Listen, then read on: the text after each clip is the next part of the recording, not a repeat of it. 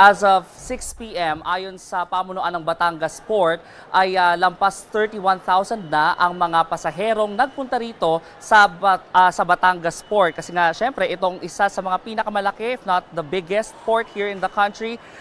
Kaya maraming pasahero ang naghahabol talagang makauwi, makapagbakasyon in time for the long weekend ngayong Semana Santa. At hindi ko kayo marinig sa mga oras na ito, but I'll just keep on giving you a sense of what it's like here at this hour. Nakita yung mga tao rito, relax na relax naman. Kasi nga, aircon dito, bukas ang aircon, hindi pinapatay, 24/7 itong bukas for the comfort of the passengers. Makita nyo na medyo malawak pa sa ating paligid, may mga upuan o silyang hindi pa nauupuan. So definitely, maraming pwedeng pagpwestuhan ang mga pasahero rito. Kaso, pag lumabas kasi kayo o pag lumabas ng pre-departure lounge, doon makikita yung mahabang pila ng mga pasaherong hindi pa nakakabili ng ticket. Alam nyo kung parang sinihan lang ito, blockbuster na ang Batangas Port sa dami ng mga gustong sumakay ng barko. Ang problema lang ay nakadepende ngayon sa bilis ng pagbalik ng mga barko rito sa daungan kung agad makakasakay ang mga pasaherong ito.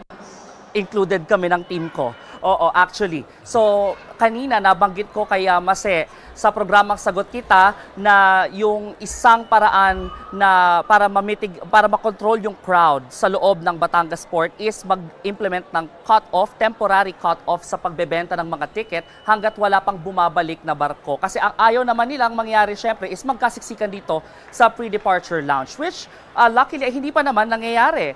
Oo, again, relax na relax sa mga tao, yung iba kumakain, yung iba natutulog. Ayan na. Kinig sa atin, ngayon live dito sa Batangas Port.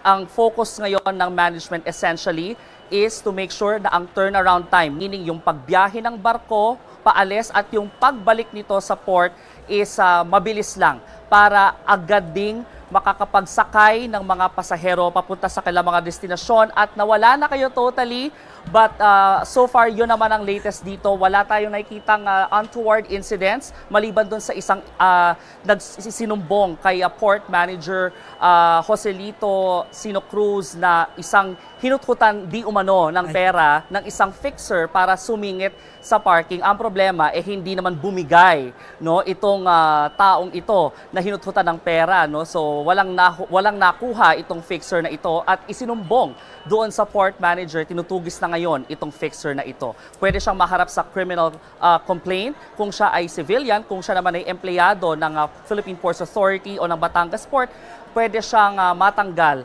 sa trabaho.